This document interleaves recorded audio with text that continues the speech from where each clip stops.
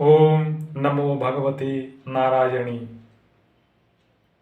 आप सभी को मेरा प्रणाम। वैदिक अनुष्ठान कर्म विधान यूट्यूब चैनल में आपका पुनः फिर से स्वागत है। जैसा कि आप स्क्रीन पर देख पा रहे होंगे कि महाशिवरात्रि व्रत कथा, संक्षिप्त शिव पूजन विधान, काल निर्धारण, व्रत विधान, पूजन में विशेषता, कथा प्रसंग, जीव हिंसक भील की कथा, द्वितीय वेद निधि ब्राह्मण की कथा तथा उद्यापन विधि, शिव स्तोत्र का पाठ, शिव आरती, पुष्पांजलि तथा क्षमा प्रार्थना।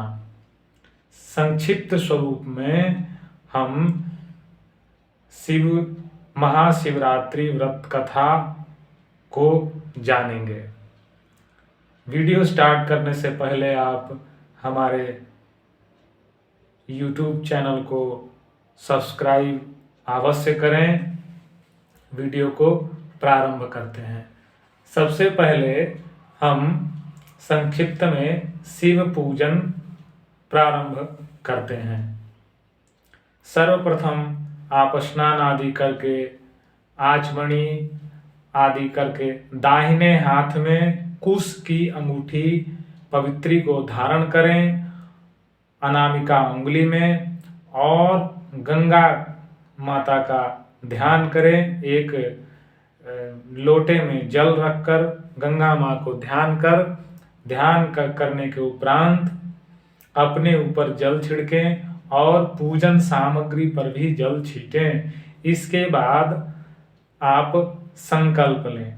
संकल्प में निम्न प्रकार के द्रव्य आदि वस्तुओं को हाथ में लें, जैसे जल, पुष्प यानी फूल, अक्षत, थोड़ी सी रंगी हुई लाल या पीली चावल अक्षत, और द्रव्य लेकर, द्रव्य यानी पैसा, 1 रुपया सिक्का आप रख सकते हैं, और उसे दाहिने हाथ में लेकर संकल्प करें। संकल्प में आप यह बोल सकते हैं, ओम विष्णु विष्णु विष्णु नमः परमात्मने श्रीमद् भगवतो महापुरुषस्य विष्णु आज्ञा परवर्ता मानस्य अद्य ब्रह्मणो अहनिया द्वितीयै प्रारार्धे श्रीश्वेता वाराह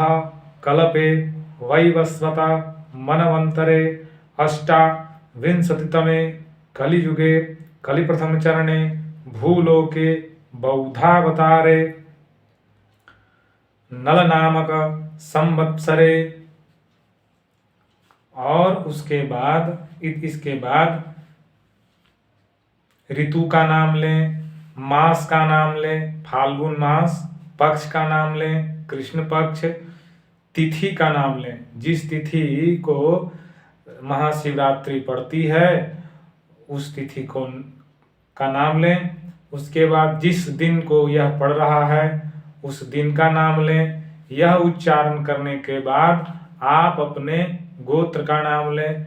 अमुक गोत्र, अपने गोत्र का नाम लें। फिर उसके बाद अपना नाम लें। अमुक शर्माहम, वर्माहम, गुप्ताहम, दासोहम वा मम श्रुति स्मृति पुराणोक्त फल प्राप्त्यर्थम आयु आरोग्यता ऐश्वर्य प्राप्त्यर्थम च श्री सांब सदा शिव देवता प्रीत्यर्थम च यथा मिलितो पचार द्रव्येः शिव पूजनम महम तत्कथा श्रवणम संकल्पम अहम करिष्ये। इतना कह के आप शिव जी के ऊपर या शिव जी के समीप या गणेश जी के समीप जो संकल्प आदि द्रव्य आपने लिया है उसको वहां भगवान के पास छोड़ दें। और छोड़ने के उपरांत आप शिव जी का ध्यान जरूर करें। ध्यान मंत्र इस प्रकार है,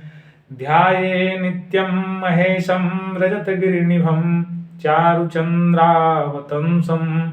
रत्नाकल्पोज्ज्वलाङ्गं परशुमृगवराभीतिहस्तं प्रसन्नं पद्मासीनं समनतातस्ततुमोरगणे व्याघ्रकृतिवसानं विश्वाम्वन्द्यं विश्ववन्द्यं निखिलभयहरं पञ्चवक्त्रं त्रिनेत्रं करचरणकृतं वा कायजं कर्मजं वा श्रवणनयनजं वा मानसं वा पराधं विहितं मम हितं वा सर्वमेतत्क्षमस्व। जय जय करुणावधे श्री महादेव शंभो। इतना कहकर हाथ में जो पुष्प या बिल्वपत्र लेकर आपने भगवान शिव का ध्यान किया था, उस पुष्प या बिल्वपत्र को आप भगवान शिव के ऊपर रख दें और उसके बाद भगवान शिव का आवाहन करें। ओम श्री भगवते सदाशिव सांब शिवाय नमः। आवाहनार्थे पुष्पम समर्पयामि, एक पुष्प चढ़ा दें, फिर उसके बाद आसन दें। ओम श्री भगवते सांब शिवाय नमः। आसनार्थे बिल्वपत्रम समर्पयामि, एक बिल्वपत्र चढ़ा दें, फिर उसके बाद पाद्यम करें। श्री भगवते सांब शिवाय नमः। पादयोः पाद्यम समर्पयामि, एक बार जल छोड़ दें, जल चढ़ा दें।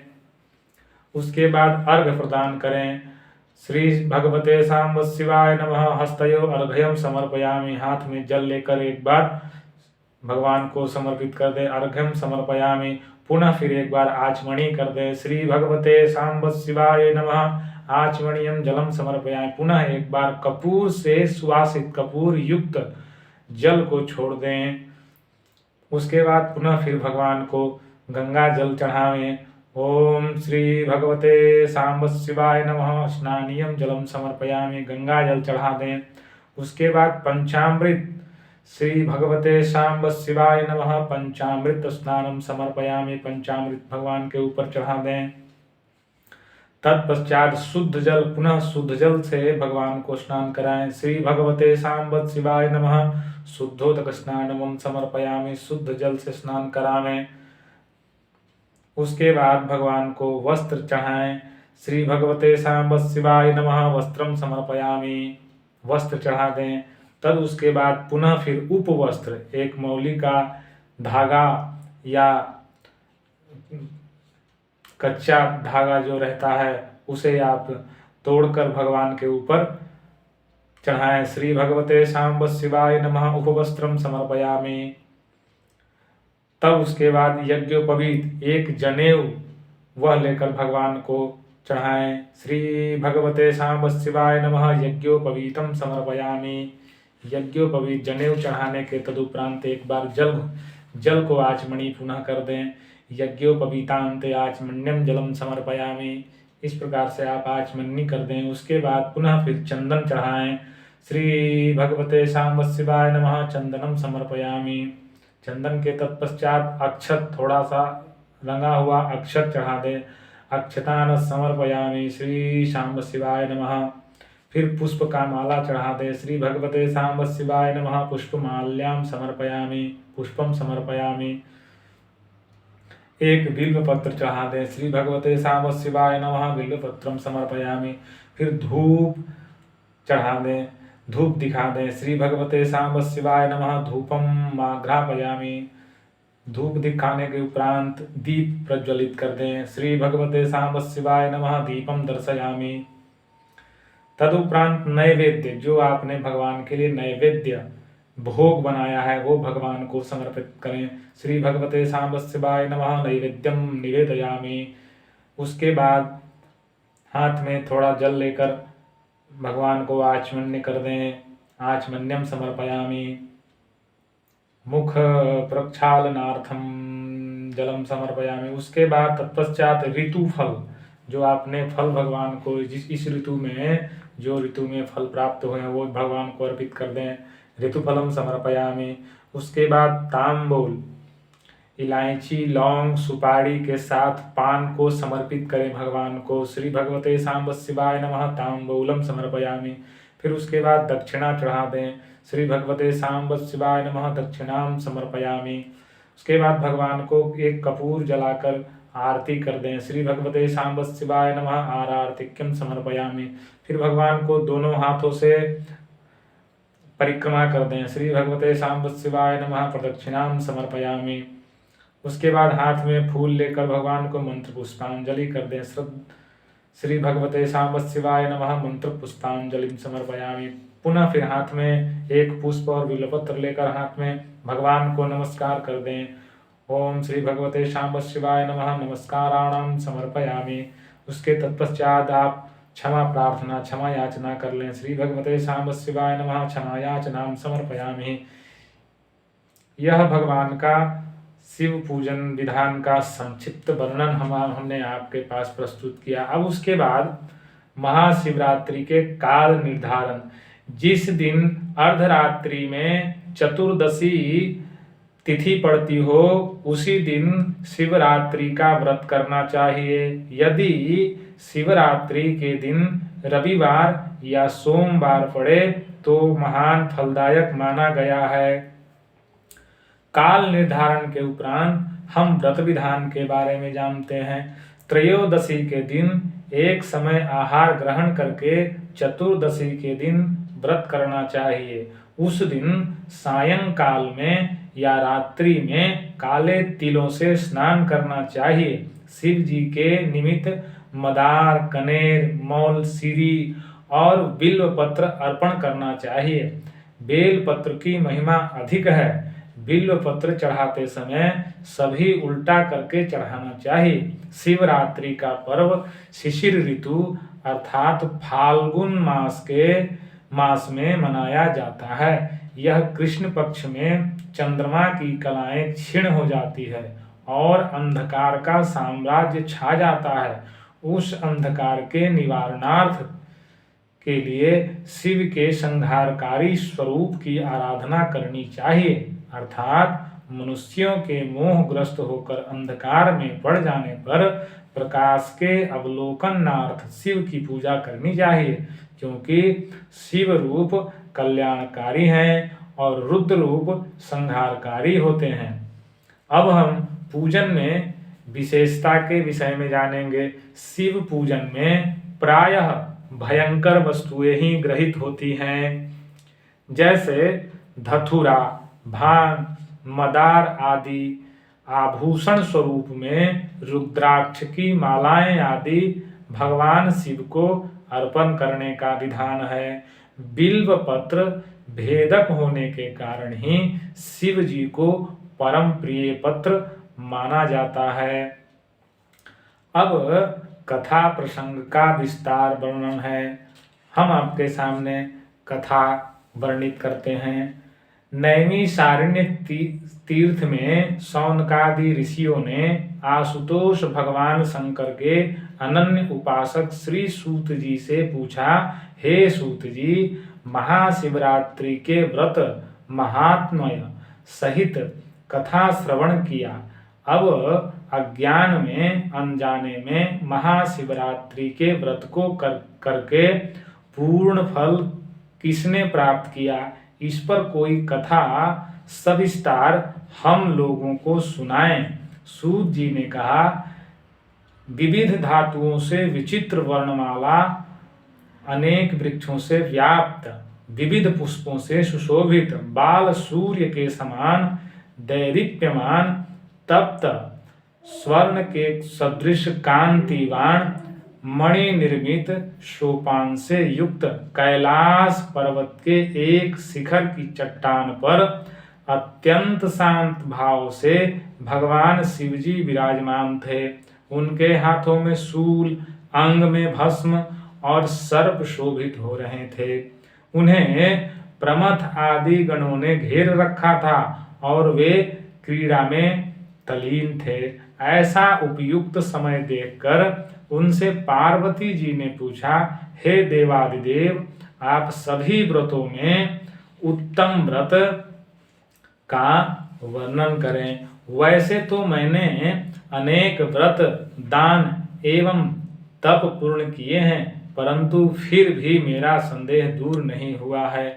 आपसे आज मैं ऐसे व्रत को सुनना चाहती हूँ जो सभी व्रतों में श्रेष्ठ एवं मोक्षदायक हो। शिव जी ने कहा, हे देवी, मैं तुम्हें सभी व्रतों में उत्तम एक गुप्त व्रत सुनाता हूँ। मैंने आज तक किसी से इस व्रत को नहीं कहा। इस व्रत के प्रभाव से यमराज भी निकट आने का साहस नहीं करते।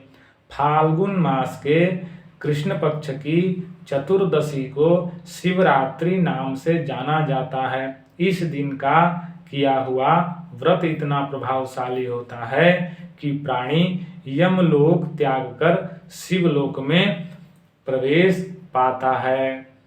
अब प्रथम कथा में जीव हिंसक भील की कथा की ओर हम अग्रसर हो रहे हैं।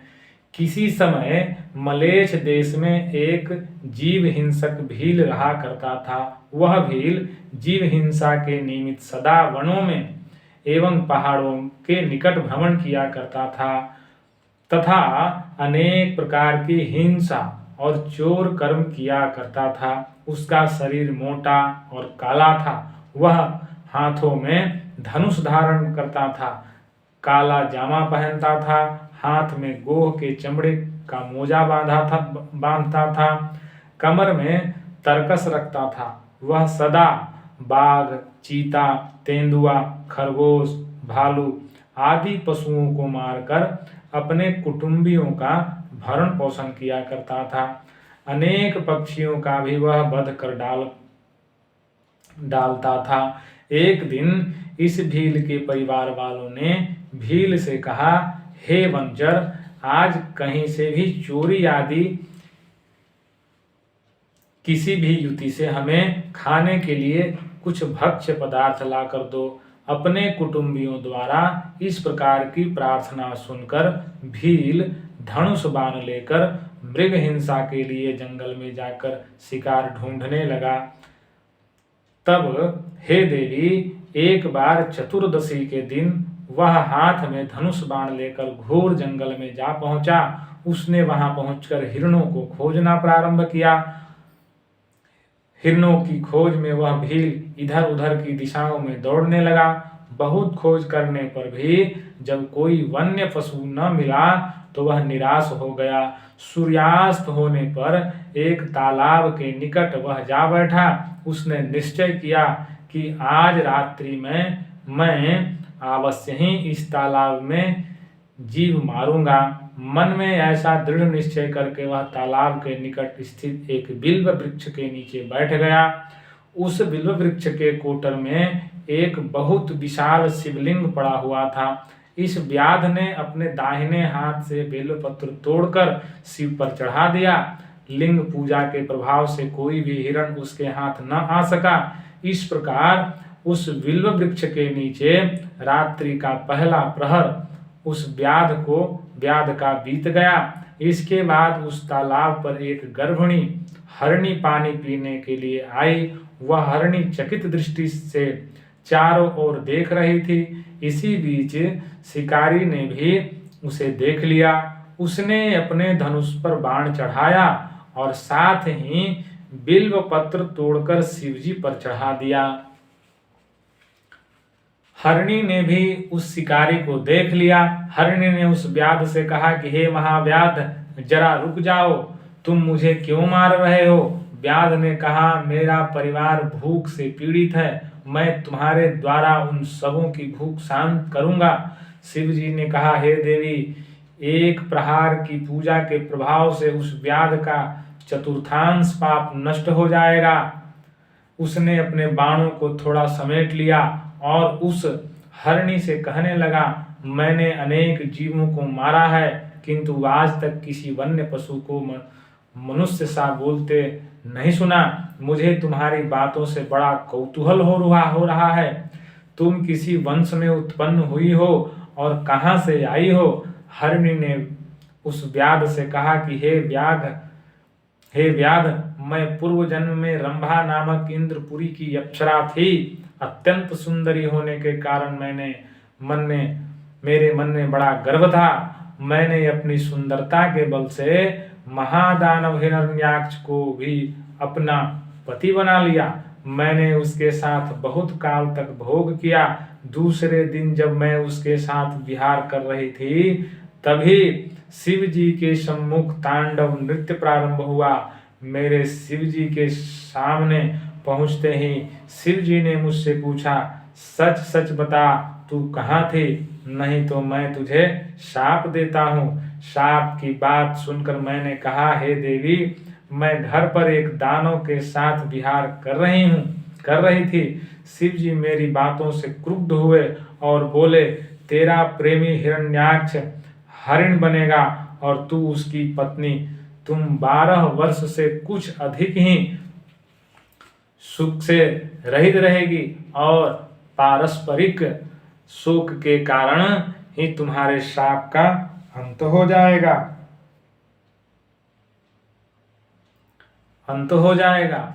तब तुम्हें पूर्व जन्म का स्मरण होगा। वहां मेरे लिंग का दर्शन करने से तेरा छुटकारा होगा और तुम अपने स्वरूप को प्राप्त हो जाएगी। हरिणी ने उस व्याघ्र से कहा, शिव जी के शाप से मैं इस पृथ्वी पर हरिणी होकर घूम रही हूँ। मैं इस समय गर्भिणी हूँ, अतः मुझे ना मारो। इसी रास्ते से एक दूसरी हरिणी आ रही है, तुम उसे मारकर अपने कुटुंब का भरण पोषण करना। मैं प्रसव करने के बाद कल तुम्हारे पास आऊंगी, ऐसा मैं शपथ पूर्वक कहती हूँ। शिव जी ने कहा। उस हरिणी की बात से वह व्याध असमंजस में पड़ गया। फिर कुछ सोचकर उससे दूसरे दिन आने का वचन लेकर उसे छोड़ दिया। उस हरिणी ने व्याध के पास पुनः आने के लिए शपथ पूर्वक निम्नलिखित वचन कहे, हे व्याध, जो द्विज वेद भ्रष्ट होकर संदेह उपासन आदि कर्मों से रहित हो, दानी के बीच में विघ्न डालने वाले हो, जो दीपक से दीपक जलाता अथवा पैर से पैर धोता हो, जो अपने स्वामी, मित्र, बालक, ब्राह्मण आदि का वध करता हो, जो सपत्नियों में द्वेष रखता हो, जो कृषक एक ही हल में 3 बैलों को चलाता हो, जो वेद निंदक हो, जो कुटुंब का पालन पोषण न करता हो, जो माता पिता में श्रद्धा न रखता हो, जो पर स्त्री गामी हो, इन सभी पातकों की भगनी मैं बनूं। यदि अपनी प्रतिज्ञा पूरी न करूं, दूसरा प्रहर आने पर व्याध शिव शिव का उच्चारण करता रहा। उसे नींद नहीं आ रही थी। इसी बीच तालाब पर दूसरी हरिणी आई। शिकारी ने उस हरिणी को देखकर बिल्व पत्र चढ़ा दिया। उसके बाद उस शिकारी ने बाण धनुष पर चढ़ा लिया। हरिणी ने उस शिकारी से पूछा, हे धनुषधारी, मैं जानना चाहती हूँ कि इस रास्ते से एक गर्भिणी हरिणी आई थी अथवा नहीं, आप सच सच बतावें। शिव जी ने कहा कि उस हरिणी की बात सुनकर शिकारी चकित हो गया। उसकी बोली भी पहली हरिणी जैसी ही लगती थी। शिकारी ने कहा कि पहली हरिणी घर चली गई, अब मैं तुझे मारकर अपनी भूख मिटाऊंगा। हरिणी ने कहा कि मैं इस समय कामातुर हूँ, बिरहा नल से तप्त हूँ, तुम मुझे छोड़ दो। इस रास्ते एक मृग आने वाला है, उसके द्वारा तुम्हारी तृप्ति हो सकेगी। शिव जी ने कहा। उस व्याध ने हरिणी से शपथ लेने के लिए कहा। उस हरिणी ने भी पहली हरिणी की भांति ही शपथ किया और शिकारी के चंगुल से मुक्त हो गई। वह हरिणी जल पीकर पलायित हो गई। व्याध उसी पेड़ के नीचे बैठा रहा। उसका तीसरा प्रहर भी समाप्त हो गया। उसने बिल्व पत्र तोड़कर शिव जी पर डाल दिए। इसके अनंतर उस व्याध ने एक विशालाक्ष हरिण देखा।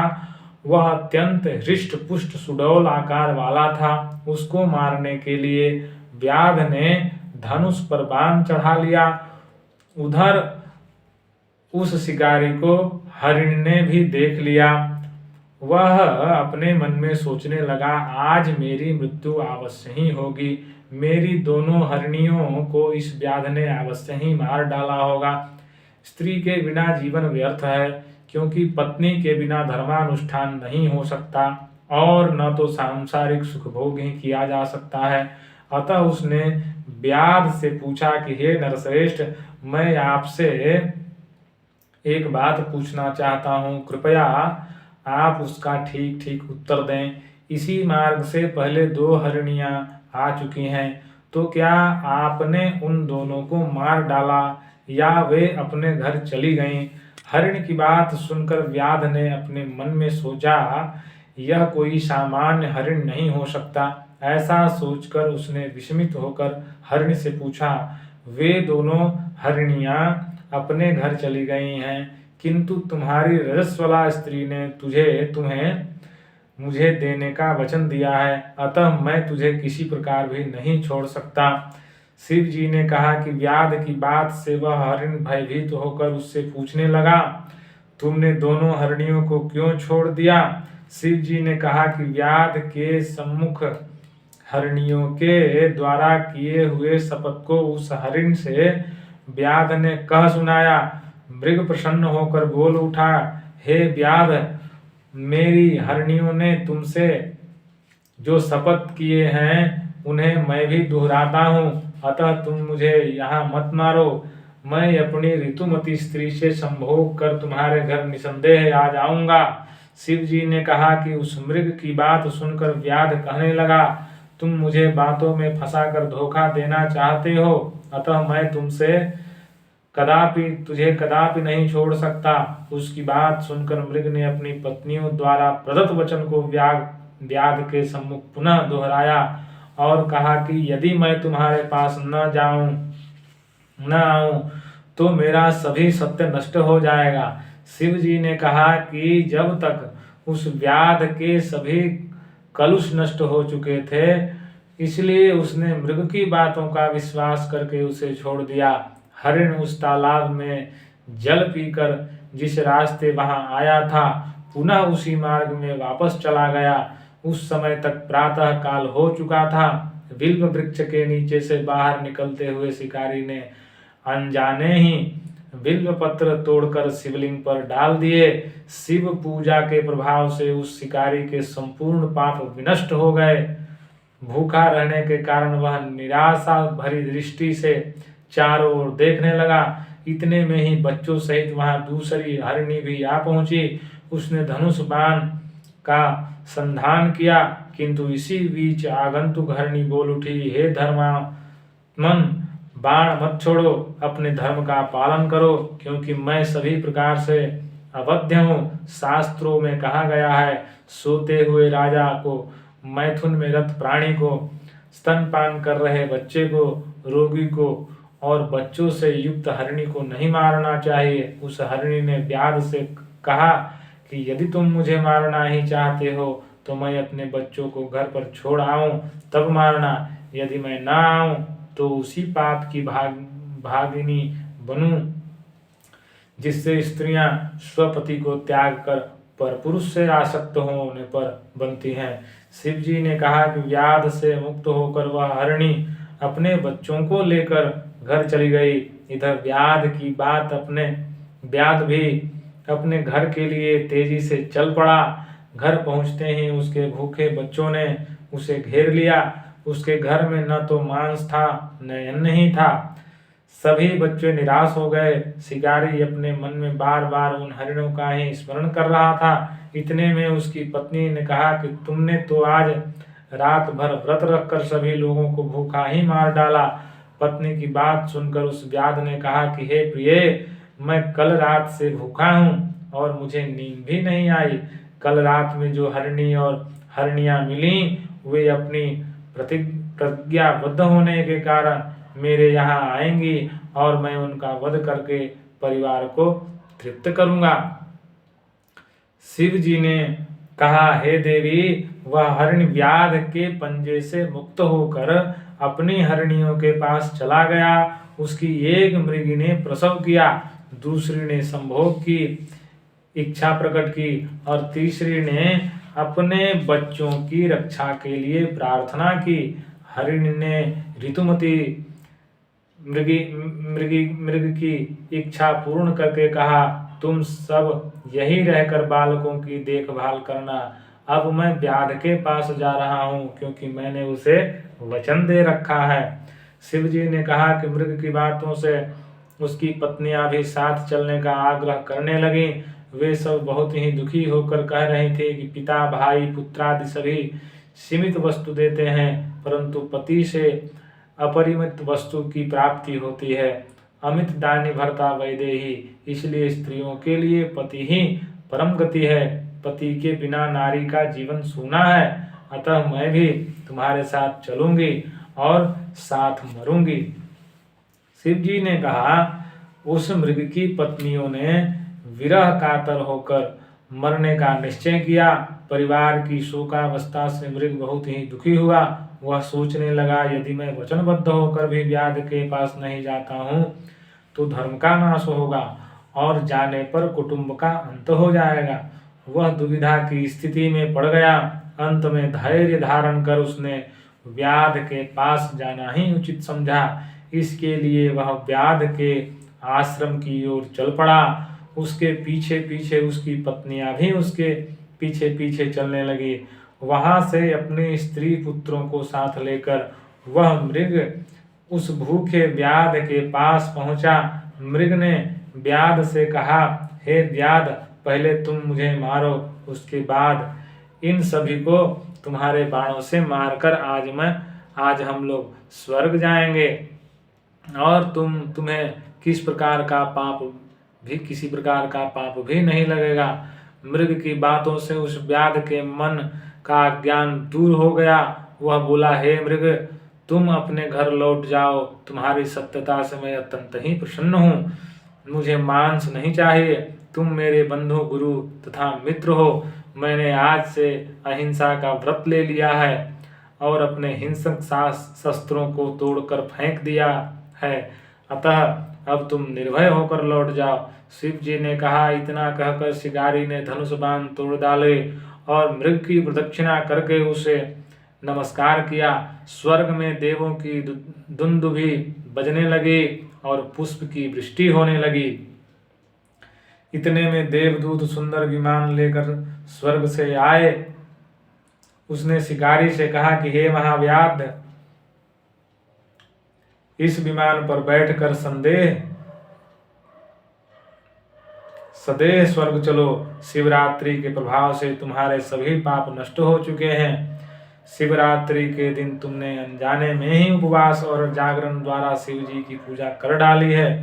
हे धर्मात्मन, तुम्हारा इसी नाम से नक्षत्र मंडल में स्थायी निवास होगा। इसके बाद उसने उस मृग को संबोधित करके कहा, हे मृग, तुम अपनी स्त्री और पुत्रों को विमान में बैठकर स्वर्गारोहण करो। अपनी तीनों भार्याओं स्त्रियों सहित नक्षत्र पद प्राप्त करो। तुम्हारे नाम से ही वह नक्षत्र प्रसिद्ध होगा। शिव जी ने कहा कि इतना सुनकर वे सभी विमान में बैठ गए और नक्षत्र लोक को गए। आगे दो हिरनिया के पीछे हरिण इन तीनों ताराओं से युक्त मृग शीर्ष नक्षत्र हैं। यह नक्षत्र आज भी आकाश में दृष्टिगोचर होता है। इस पीठ पर आद्रा नामक दूसरा नक्षत्र लगा है। शिव जी ने कहा, हे पार्वती, मैंने ऐसे महत्वपूर्ण शिवरात्रि व्रत का तुमसे वर्णन किया है।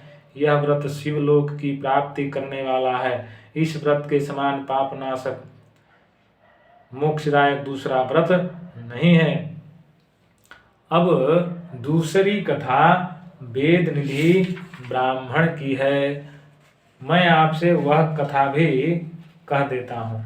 सूत जी ने कहा, हे ऋषियों, आप लोगों को एक और सर्वश्रेष्ठ कथा सुनाता हूँ जो सर्वोत्तम और सर्व पापहारी है। ऐसे उत्तम व्रत को श्रवण कीजिए। सूत जी ने कहा कि अवंतिकापुर उज्जैन में एक सदाचारी एवं चतुर ब्राह्मण और कुलीन और पतिव्रता पत्नी के साथ रहते थे। ब्राह्मण पत्नी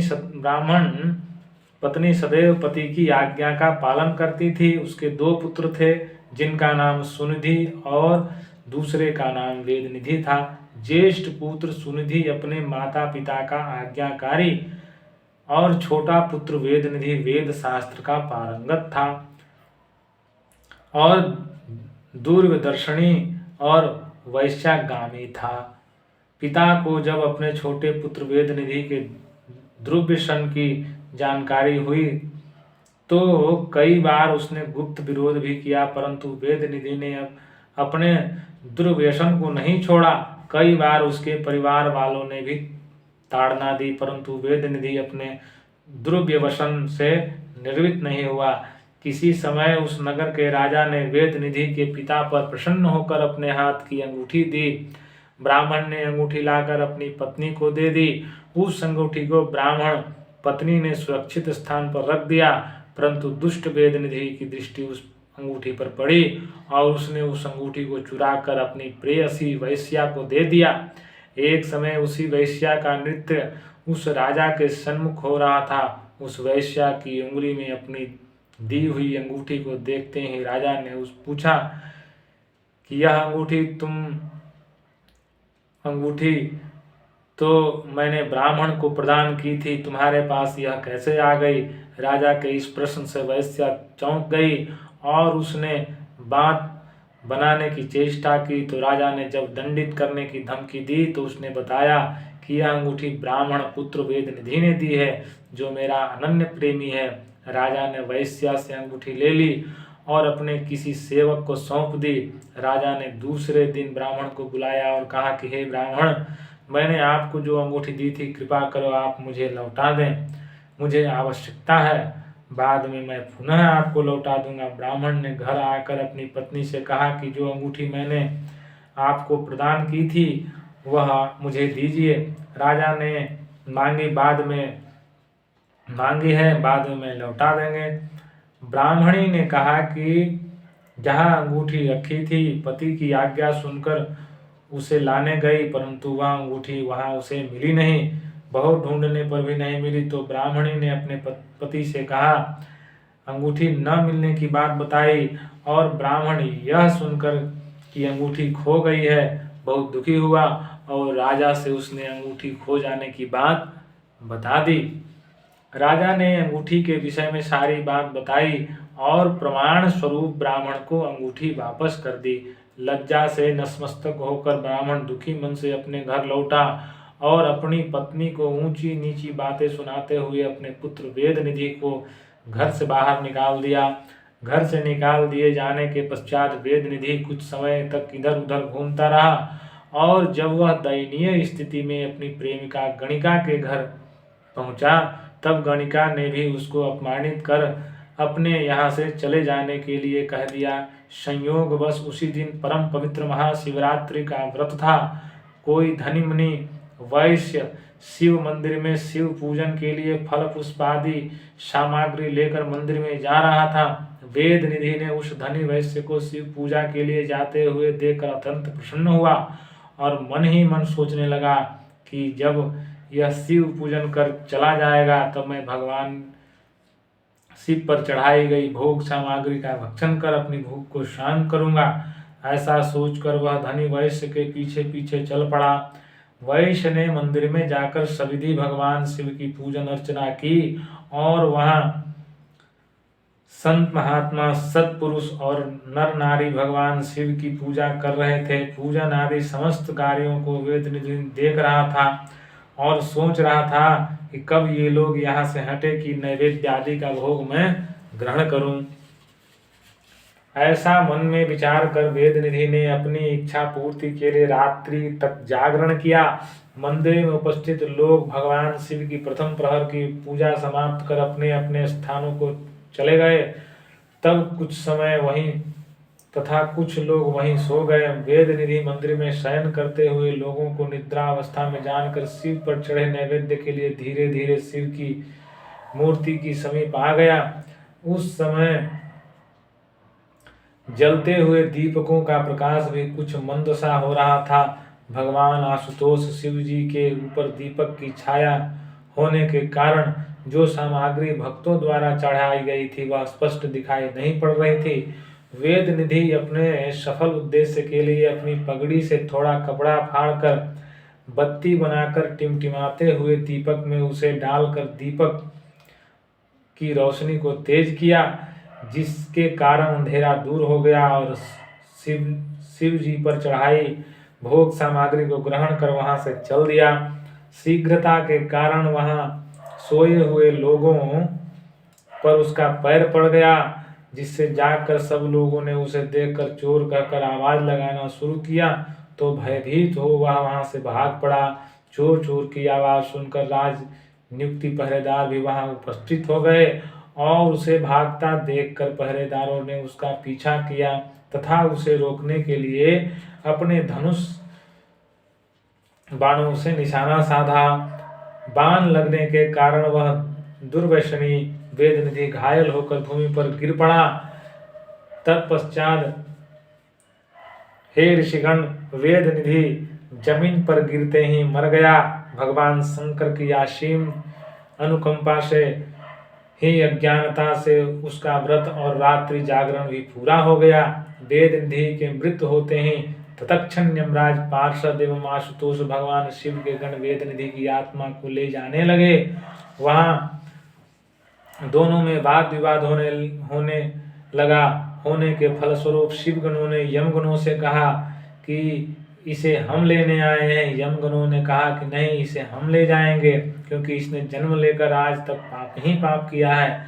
यमगणों का उत्तर देते हुए शिवगणों ने कहा कि यह बहुत पापी था, परंतु हे यमगण, भगवान शंकर के व्रत एवं रात्रि जागरण से इस दुरात्मा के समस्त पाप नष्ट हो गए हैं। यमगण तथा शिवगण परस्पर विवाद करते हुए निर्णय हेतु धर्मराज के पास गए। यमराज ने दोनों गणों की बातों को सुनने के पश्चात अपने पार्षदों से कहा, निश्चित ही वेदनिधि समस्त पाप शिव कृपा से विनष्ट हो गए हैं। इस प्रकार दोनों तरफ के दूतों को समझाकर यमराज ने शिव गणों को सादर नमस्कार किया और उस ब्राह्मण वेदनिधि को जीवन प्रदान कर कलिंग देश का राजा बना दिया। वेदनिधि को नमस्कार कर यमराज ने कहा कि हे शिव भक्त, तुम धन्य हो जो शिव पूजन में तत्पर हुआ।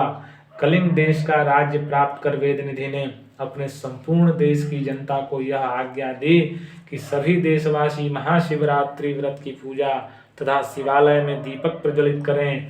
हे ऋषिगण, ऐसा सत्कार्य करने से वेदनिधि भुक्ति मुक्ति को प्राप्त किया। इस व्रत का महात्म्य कितना उत्तम है कि अज्ञानवश शिव पूजा करने पर भी भगवान शिव अपने भक्तों को भुक्ति मुक्ति प्रदान करते हैं। जो प्राणी श्रद्धा भक्ति भाव से महाशिवरात्रि व्रत को करते हैं वे परम मुक्ति को प्राप्त करते हैं। वेदनिधि ने स्वार्थवश ही दीपक को प्रज्वलित किया था, परंतु ऐसा सुंदर फल प्राप्त हुआ। सोच विचार कर विधि विधान के साथ भगवान शिव की प्रसन्नता के लिए जो दीपक प्रज्वलित करते हैं, भगवान उसे अपना सर्वस्व प्रदान कर देते हैं। हे ऋषिगण, इस परम पवित्र व्रत के समान और कोई व्रत नहीं है एवं भगवान शिव के समान दयालु और कोई देवता नहीं है। हे ऋषियों, जो कुछ आप लोगों ने महाशिवरात्रि व्रत के विषय में मुझसे पूछा था, मैंने विस्तार पूर्वक वर्णन कर आप लोगों को सुना दिया। इस कथा के श्रवण मात्र से प्राणी क्षण मात्र में समस्त पापों से मुक्त हो जाता है, इसमें संशय नहीं है। इति महाशिवरात्रि व्रत कथा संपूर्ण। अब इसके बाद हम आपको उद्यापन विधि भी बताते हैं। पार्वती ने पूछा कि हे महादेव, यह उत्तम व्रत किस विधि से किया जाता है, इसका उद्यापन कैसे करना चाहिए, शिव की पूजा किस प्रकार करनी चाहिए। हे स्वामिन, आप इन सब बातों को विस्तार पूर्वक वर्णन करिए। शिव जी ने कहा, फाल्गुन मास के कृष्ण पक्ष की चतुर्दशी तिथि को दिन प्रातः काल दातुन आदि करने के बाद किसी तीर्थ स्थान पर या जलाशय में स्नान करें। तत्पश्चात शिव मंदिर में जाकर धूप दीप अक्षत पुष्प बिल्व पत्र आदि से मेरी पूजा करें। जो मनुष्य प्रति मास की चतुर्दशी का व्रत करते हैं उन्हें 1 वर्ष के बाद व्रत का उद्यापन करना चाहिए। रात्रि के समय 12 लिंगों एवं 12 कुंभों से युक्त लिंगतो भद्र मंडल बनाना चाहिए। मंडल को दीप मालाओं से सुशोभित करके बीच में वेद मंत्रों के साथ कलश स्थापन करें। घट कलश स्थापन को कलश को लाल वस्त्र से आच्छादित करके बांध कर उसमें पंचरत्नादि रखें। तदंतर उस कलश को जलपूर्ण पात्र की स्थापना करनी चाहिए। तत्पश्चात पार्वती सहित शिव जी की स्वर्ण प्रतिमा को बनाकर वेद मंत्रों द्वारा स्नान करावें। प्रतिमा को कलश के मध्य भाग में स्थापित करके षोडशोपचार विधि से शिव जी की पूजा करें। पूजा के पश्चात 108 बिलपत्रों को चढ़ाएं और सविधि हवन करें। फिर तिल, अक्षत, यव आदि वस्तुओं को लेकर दुगना हवन करें। हवन के अंत में शीत रुद्री जप का जप करें। ऐसा करने से शिव जी अत्यंत प्रसन्न हो जाते हैं। प्रातः काल 12 ब्राह्मणों को खीर का भोजन कराएं या खीर का दान करें। सपत्नीक आचार्य को वस्त्रादि देकर गाय घी का पात्र, तिल पात्र आदि का दान करें। इसके अतिरिक्त इस शिव महोत्सव में अंधे, लंगड़े आदि दीन जनों को भी दान देना चाहिए और उन्हें संतुष्ट करना चाहिए। हे देवी, जो मनुष्य इस प्रकार से मेरा व्रत और उद्यापन करता है वह अंत में समय में मेरे निकट स्थान पाता है, इसमें कुछ भी संशय नहीं करना चाहिए। शिवरात्रि व्रत के समान फलदायक एवं पापनाशक व्रत इस भूलोक में दूसरा कोई नहीं है। यह उद्यापन विधि है। अब इसके बाद आप शिव पंचाक्षर स्तोत्र का पाठ कर सकते हैं। नागेंद्रहाराय, त्रिलोचनाय, भस्मंगराकाय, महेश्वराय। इसे पाठ करने के उपरांत आप भगवान को आरती करें, भगवान शिव जी की आरती करें या आरती करने के उपरांत में मंत्र पुष्पांजलि करें। मंत्र पुष्पांजलि के बाद क्षमा प्रार्थना करें। मंत्रहीनम क्रियाहीनम भक्तिहीनम सुरेश्वर यत्पूजितम मया देव परिपूर्णम तदस्तु मे। यह महाशिवरात्रि व्रत कथा संक्षिप्त में मैंने आप लोगों से वर्णित किया है। अतः आप इसे लाइक, शेयर, सब्सक्राइब अवश्य करें। ओम नमो भगवती नारायणी। आप सभी के लिए प्रार्थनाएं।